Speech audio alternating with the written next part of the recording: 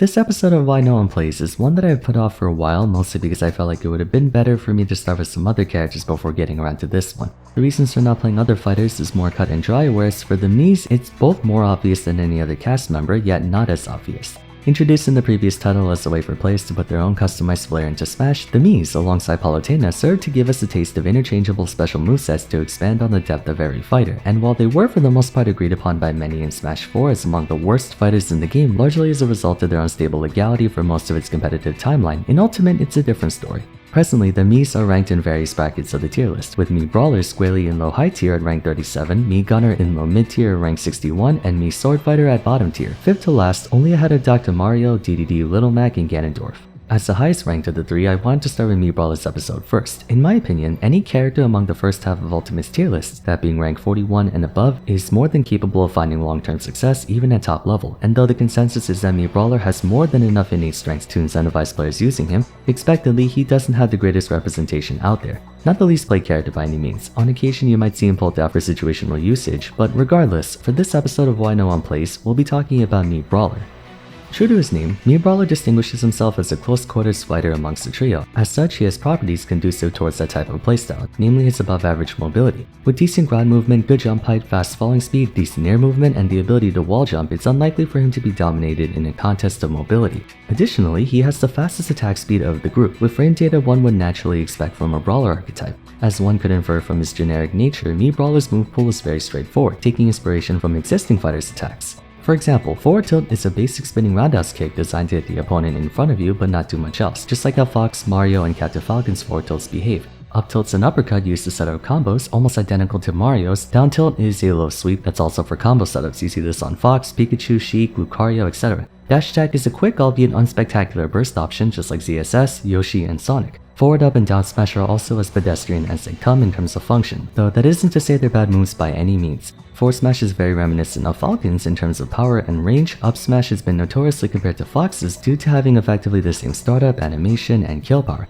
But one advantage for Mii Brawler is that he has leg intangibility. And finally, down smash is your garden variety hit both sides at the same time type of move. The same extends to his aerials. A store-brand sex kick for a neutral air only in his defense, Mii Brawler's nair is widely considered the best frame 3 nair in the game. Forward air is pretty much the same as Zero Suit's fair, back air is very similar to once again Fox back air in terms of animation, strength, and speed. Up air is like your Mario, Luigi, Falcon, ZSS, Falco up airs, in this case being a crescent kick, and down air is reminiscent of Diddy Kong's. I only ever see this move in Dragon Ball Z, I don't know if it has an actual name. It might just be called a hammer blow. Summing it up, Mii Brawler basically draws upon multiple existing characters of the close quarters fighter archetype to round out his moveset. Given that Brawler fighters are known for having excellent normals, that would imply Mii Brawler's normals are quite good, and fortunately for him, that is in fact correct. Individually, he has some very good moves that would be an upgrade on many other characters, but this is also where you'll begin to notice one of their big problems. Despite all sharing the same outward appearance in terms of usage, every Brawler character's repertoires has nuances that make them distinct from one another, and those nuances push them in the direction of a certain playstyle. Fox's moves are more suited for rushing down opponents and overwhelming them with blinding speed and power. Meanwhile, Mario's moves are more suited for general combat, giving him the option to play more proactive or reactive based on the situation. Whatever the case, the functional differences in a few moves make all the difference between playing very aggressive like Captain Falcon and playing whiff punish oriented like Zero Suit. Mii Brawler doesn't exactly have a discernible playstyle the same way other Brawler fighters do.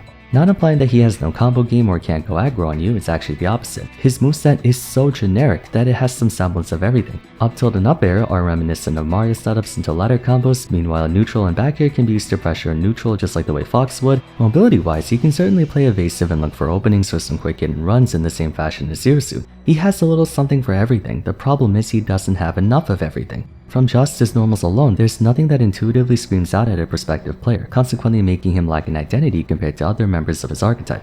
In other words, Mii Brawler has a wide variety of moves, but not necessarily the right combination of moves to specialize in any particular concentration. This facet applies to all three Mii fighters, but it's most pronounced in Brawler due to him being the only one of the three who's actually considered solo viable. The Brawler archetype is already highly saturated, underscoring the need for them to have their own nuances in gameplay to incentivize choosing one or the other. The absence of personality would easily be remedied by the privilege of having effectively 12 unique special moves, giving them access to the most versatility out of any fighter. On paper, you're technically not wrong. Access to a myriad of combinations of specials does enable them to be very capable fighters, especially Mii Brawler. Unlike the other two Miis, where there's a good amount of overlap between specials of each type, Brawler has a wide selection to choose from. Neutral B, for instance, entails shot put, a slow yet strong bouncing projectile. Flashing Mach punch, which is an aerial stall move very handy to have as it's easily one of its best combo finishers. Exploding sidekick is falcon punch. Enough said. Each of these moves is meant to be used for different purposes. I'm not going to go through all of them to save time, but another example would be his up B. First up is Soaring Axe Kick, similar to Cloud up B where you have the option to recast it for downward swing. This is taken more for its out of shield damage racking capabilities and recovery. The next one is Helicopter Kick, closely resembling Link's aerial spinning slash but with the animation of Fox's forward air. The dragging and horizontal knockback angle makes this an excellent kill confirm off the side, especially in narrow blast zone stages like Town and City. Finally, Thrust Uppercut is like the middle ground between Mario and Little Mac's up specials. You get the point. Mii Brawler has a lot of options to choose from when it comes to specials, and while they certainly get that point across, in the eyes of the vast majority, it doesn't do anything to alleviate the absence of a set quote-unquote personality for the character, making it difficult for players to find something to grasp onto. Anecdotally, I see most Mii Brawlers opting for the 1-3-3-2 set, shot put, suplex, thrust uppercut, and feint jump for general coverage. You get a projectile, a command grab, a third jump, and a serviceable recovery move that can also kill off the top really early with the right setup. The thing is, and I'm willing to bet most of you don't even know this, but you're actually allowed to swap between specials from game to game. I actually didn't know this myself until Larry told me, shoutouts to Larry by the way, but yeah, I'm just so used to every Mii fighter using the same special moveset over and over that it never once crossed my mind they're able to switch between moves. One game you can go 1-3-3-2, another you can go 2-3-1-3, or whatever combination best suits the task at hand. But once again, that kind of blows back in your face as the apparent generic nature of Mii Brawler's moves leaks into the specials too, making them also feel generic, especially considering they're for all intents and purposes downgraded versions of other moves. I'm not saying they're bad, but pretty much every fighter in the game was designed intentionally in the way they're designed, specials included.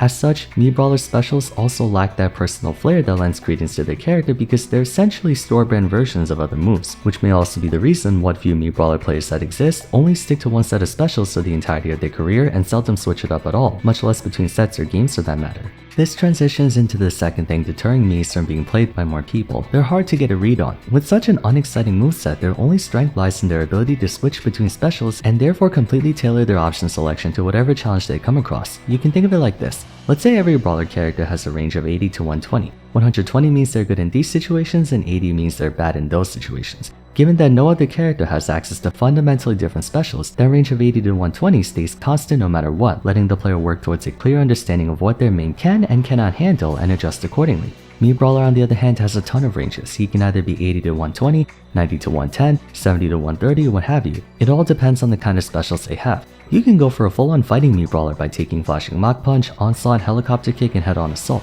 You can play a very defensive punish-oriented Mii Brawler by taking Exploding Sidekick, Suplex with the option to grapple, Soaring Axe Kick for an out-of-shield option, and Counter Throw to, well, counter. If you want heavy mobility Mii Brawler, you can take Burning Dropkick alongside Feint Jump for recovery options. It's understandable why the few players who do play Mii Brawler stick to only one set of 4 specials. It takes hundreds if not thousands of games just to learn the ins and outs of a character. Now imagine how many more games it will take to optimize all the different movesets for Mii Brawler. Yes, the normals remain the same, and in practice there might not be as big of a fluctuation in range between, say, Onslaught and Burning Dropkick, or Soaring Axe Kick and Rising Uppercut, but it still places the onus on the player to tap into all 12 of their moves, not only for certain matchups, but certain playstyles. Let's say you're fighting an opponent who shields a lot, you can then switch from Burning Dropkick and Feint Jump to Suplex and Head-On Assault to punish their shield tap it, or if you're fighting a very spot dodge heavy player, you might swap out Shot Put for Flashing Mach Punch, which can maybe catch out someone who spot dodges a lot. Or if you're fighting someone with very predictable roll options, you can try Onslaught for a risky tech chase. Again, in the grand scheme of things, these fringe instances probably won't matter, but when you're thinking of maining a character and competing at a low to mid to high to eventually top level, you're inevitably going to run into that wall and try to think of all the different ways to break through it. Are those players who lap out the most unhinged combos you see on Twitter going to pragmatically find those combos on a daily basis? No. But the handful of times they do may make all the difference between drowning in pools or pulling off a freak upset against a PGR player. After all, any Smash player can attest to the experience of just barely winning a set. If only they did one thing differently, if only they didn't drop that combo, if only they read that tech chase, or whatever. Speaking of mastery, putting the specials aside for a moment, Mii Brawler can be unforgiving to play. Just like other brawler type characters, they have their own set of combos and kill confirms, famous of all being the thrust uppercut setups, enabling you to find stocks at ludicrously early percents. Waidu's been a good friend of mine for over 2 years now, and before he joined the dark side, he would showcase just how airtight Mii Brawler's execution is. It's surprisingly strict compared to say Mario, whose up air into up B strings are way more lenient on timing and positioning, or how Fox can fish from air or down air into up smash on basically anyone. If memory serves, Mii Brawler's uppercut setups are inkling booyah levels of inconsistent, and if you fail to score that kill within the time frame, you're stuck fishing for back airs or up smash at a shield. That's about it. I mean, that's technically every brawler character when they miss their window of opportunity, but that's made up for by their dedicated movesets. Zerosoon has a very strict window for her nair down B confirms, but she still retains her unparalleled mobility and slipperiness for the rest of the set. Meanwhile, Mii Brawler doesn't have an easy way to just fish for stuff. He has to play good old fundies on a character who, let's be honest, is closer to Pith than Palutena on the scale of fundie strength. Naturally, the idea of having to postulate however many thousands if not tens of thousands of what-if scenarios with Mii Brawler specials can be very intimidating for players, especially when you take into account the payoff getting you a low top tier at best. Not that a low top tier is not worth it, but you might as well pick up Joker or Wolf at that point and dedicate the same amount of time for better results. The only thing that would have players choose Mii Brawler over more practical alternatives would be if there was any personal attachment to the character, and that brings us to his final issue. It comes off as no surprise that no one cares about the Miis. Ironic, isn't it? The Mii Fighters were instated to allow the player the freedom to create their own avatar and their own fighting style, but instead, it made them the most unmemorable and unimpressive characters in the game. Smash Bros. At its core is a party crossover game featuring iconic names from across the Nintendo franchise and beyond. Most of the reasons why players play the characters they do is due to the connection they have with their games of origin. More so, they use moves that are derived from attacks and fighting styles from back home. All that is to say, they're more than just a ball of stats and moves, they're an identity. The Miis are intrinsically defined by lack thereof, meant to be filled by the player and what style they want to adopt, but that's ultimately why they're forgettable. They don't come from any game at all, just mascots of the original Wii that stuck around for heaven knows how long at this point. Granted, they're much more distinguished in this game than in Smash 4 where they were laughably weak. But unlike most other titles, where the popularity of a fighter is directly proportional to the strengths and attributes, Smash has no shortage of competitors who willingly play mid or even low tiers just because their playstyle and/or identity resonates with them. In a way, having playstyle fluidity works against Mii Brawler's popularity, as his jack-of-all-trades normals combined with versatile albeit balanced specials lead to an empty canvas. Now, if every fighter was a blank slate, it wouldn't be a problem, but 99% of the Smash roster has fighters rich with personality and detail that Mii Brawler or any of the Miis, since they have no recognizable identity, are entirely inconspicuous. Low and mid tiers can take advantage of their brand recognition to garner a following, but I'm willing to bet half of you forgot this character even existed before you saw this video. That leaves only their stats and moves to stand out, and Mii Brawler is just barely not good enough despite being the strongest of the three. Plus, they have to contend with jack-of-all-trades fighters that are strictly better than them, such as Joker, Wolf, Palutena, Mario, Rob, and close-quarters combatants like Roy, Terry, Diddy Kong, Yoshi, Wario, and so on. I'm aware some pro players consider Mii Brawler to be top tier, but my point is they're not top tier enough to compensate for the absence of a brand image. Players have no personal attachment to the character because they're not even a character to begin with, they're just a template. Some may interpret a blank slate as an invitation to carve out their own identity, like a certain someone who started his channel with it before throwing it all away, hint hint, but that's a very small minority of players. I think Mii Brawler exemplifies how important a distinct playstyle and identity is in this game. Even though there are tons of sword fighters or brawlers in Smash, they're nuanced enough to feel different from one another. The Miis don't have that same feeling to them. But anyways, that's gonna be it for today. Let me know your thoughts in the comments on Mii Brawler, whether you agree or disagree with my points. Even though I talked about the Miis holistically, I plan to make an episode on Gunner and Sword Fighter individually, so stay tuned for that. As always, if you enjoyed the video, it would be great if you left a like and subscribe. Don't forget to follow me on Twitter at Vars, join my Discord server, and check out my other Why No One Plays videos if you haven't yet. But till next time, thanks so much for watching, and I look forward to seeing you again soon. Take care.